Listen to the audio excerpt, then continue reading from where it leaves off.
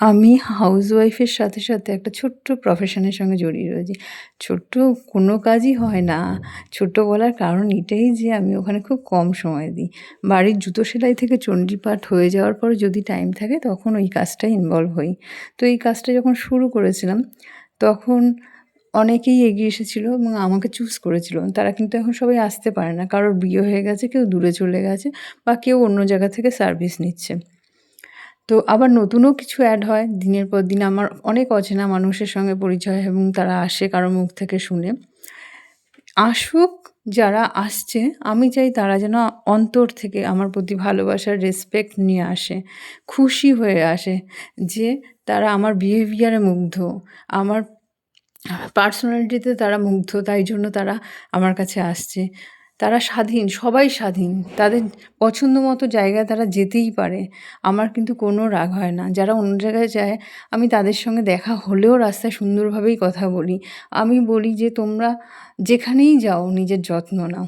নিজেকে টাইম দাও, নিজেকে যত্ন নিলে পুরো জগৎ তোমাদের যত্ন নেবে।"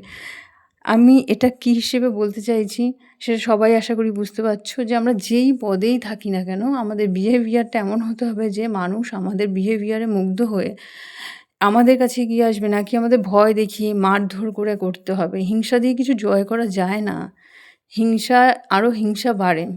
তো বিহেভিয়ারটা, কথার পোলাইটনেসটাই এমন হতে হবে যে মানুষের বিশ্বাস হবে যে না, এর কাছে গিয়ে আমি একটু শান্তি পাই।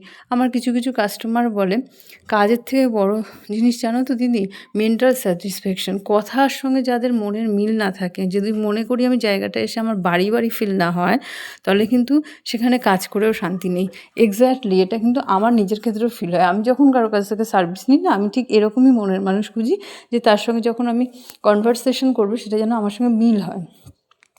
আর আমি চাই এরকম যেন প্রত্যেকটা মানুষই তার প্রফেশনের জায়গা যে পদে থাকুক সেই জায়গাটায় ঠিক এরকমই বিহেভিয়ার করে। আমি এখন যারা আসছে না আমার কাছে, তাদের সঙ্গে রাস্তায় দেখা হলে আমি তাদের জোর, "কেন আসছো না আমার পার্লারে? অন্য কোথাও চুজ করে নিয়েছো?" এরকমভাবে বলবো? না, তাদেরকে এত সুন্দরভাবে বিহেভিয়ার করব যে তারা যে যদি না আসে তারা এই কনফিডেন্সের সঙ্গে আসবে যে, "বৌদি তো আমার সঙ্গে দেখা হয়েছিল, খুব সুন্দর বিহেভিয়ার, যাই।" হ্যাঁ, তারা যদি আমার থেকে দূরেও সরে যায়, কাছে চলে আসবে। তো এটাই বলতে চাইবো, পৃথিবীতে কিন্তু হিংসা দিয়ে কিছু হয় না। বিহেভিয়ারটা এরকম হতে হবে যে লোক নিজে থেকে তোমাকে সম্মান জানাবে, অন্তর থেকে। জোর করে রেসপেক্ট পাওয়া যায় না। তোমার বিহেভিয়ার যখন আলাদা হবে অন্য মানুষের থেকে, তখন লোক এমনিই এগিয়ে যাবে। "না, আমি তোমাকে চুজ করার জন্য ভীষণ খুশি।" এইরকম বলার সুযোগ দাও মানুষকে যে তোমাকে চুজ করে সে খুশি হয়েছে। তারপর দেখবে আমরা যেটা বলি, আমাদের বিজনেসের ভাষায় বলি না, আমাদের কম্পিটিটর প্রচুর হয়ে গেছে। হোক না কম্পিটিটর। এবার যেটা রাজনীতির ভাষায় যদি বলি তাহলে হচ্ছে বিরোধী দল। যদি অন্য কোথাও কেউ চলেও যায়, সেটার জন্য আমি নিজের ফল্ট মনে করব। আমি হয়তো তাদের সেই সার্ভিসটা দিতে পারিনি, সেই লাক্সারিটা দিতে পারিনি। তাই জন্যই বোধহয় তারা আমার কাছে আসছে না। আমি তো সেটাই মনে করি। আমি একটুও রিগ্রেট করি না কাজকে নিয়ে যে কেউ আমার কাছে আসছে না।